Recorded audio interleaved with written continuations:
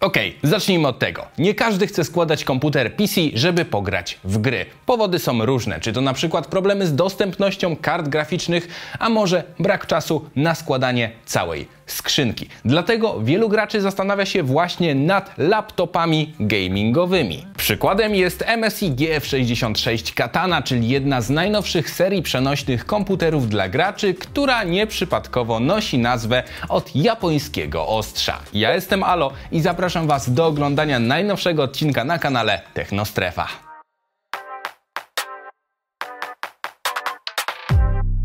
Zacznijmy od ciekawostki. Nie wiem, czy wiecie, ale wykucie katany zgodnie ze wszystkimi tradycjami może trwać nawet rok i wymaga jednoczesnej pracy aż 30 wyszkolonych kowali. No, ale wracając do laptopa, bo to w końcu o nim dzisiaj będzie mowa. Cała zewnętrzna obudowa została wykonana z matowego plastiku. Klasyczne logo MSI ze smokiem także się znalazło, ale zostało jedynie wyżłobione na pokrywie bez żadnych dodatkowych kolorów.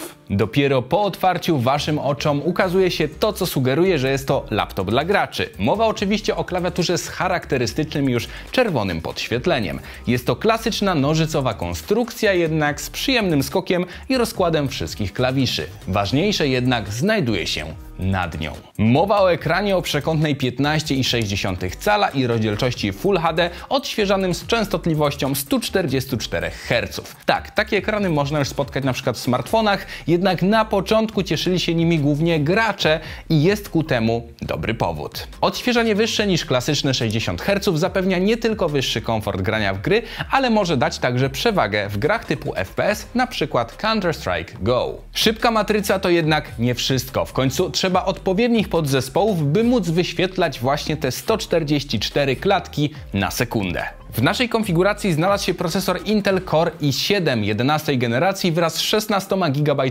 pamięci RAM DDR4 taktowanej zegarem 3200 MHz oraz oczywiście karta graficzna Nvidia RTX 3060 w wariancie z 6 GB pamięci. Do tego jeszcze dysk SSD na złącze M2 o pojemności 512 GB i karta Wi-Fi zgodna ze standardem Wi-Fi 6. Nie możemy przejść obojętnie także w kwestii audio, bo to w końcu ona odpowiada za budowanie klimatu czy podkreślanie ważnych wydarzeń w trakcie rozgrywki, albo po prostu pozwala Wam usłyszeć skradającego się przeciwnika. W tym laptopie odpowiada za to technologia Nachimic połączona z dobrym przetwornikiem cyfrowo-analogowym. Innymi słowy, zapowiada się, że jest tutaj wszystko, czego potrzeba do grania.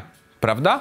Ale trzeba to sprawdzić w grach. Pominiemy suche liczby z testów syntetycznych i benchmarków, dlatego od razu przejdźmy do gier. Zainstalowaliśmy na tym laptopie takie produkcje jak Cyberpunk czy Metro Exodus, ale nie zapomnieliśmy też o doskonale znanym już CSGO czy Doomie. I tak zaczynając od Cyberpunka, przy ustawieniach jakie widzicie na ekranie, m.in. DLSS ustawionym na zbalansowany i włączonym ray tracingu, udało nam się osiągnąć około 50-60 klatek biegając po Night City. W Metro Exodus z wysokimi ustawieniami i włączoną obsługą DLSS osiągnęliśmy ponad 50 klatek. To całkiem dobry wynik do posmakowania podróży przez zniszczoną Rosję. A gdzie te upragnione 144 klatki? Ekran rozwinął skrzydła, kiedy uruchomiliśmy jedną z najbardziej dynamicznych strzelanek, jaką jest Doom z 2016 roku. W rozgrywkach jednoosobowych ponad 100 FPS-ów dostarczają mnóstwa frajdy, ale zobaczmy, jak sprawa ma się w trakcie rundki w CS-a. Tutaj raczej bez zaskoczeń dla kogokolwiek, że komputer nie miał z tym żadnych problemów. Jednak najistotniejsze jest to, że w trakcie meczu osiągnęliśmy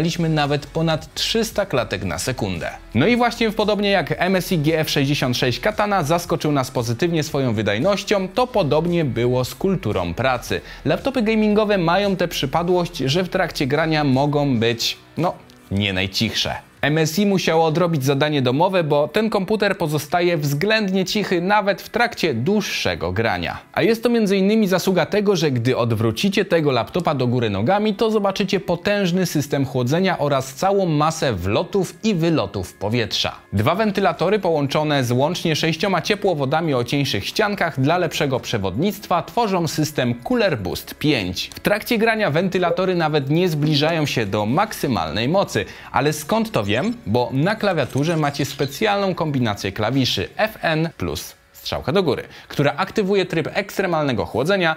Zresztą posłuchajcie tego sami.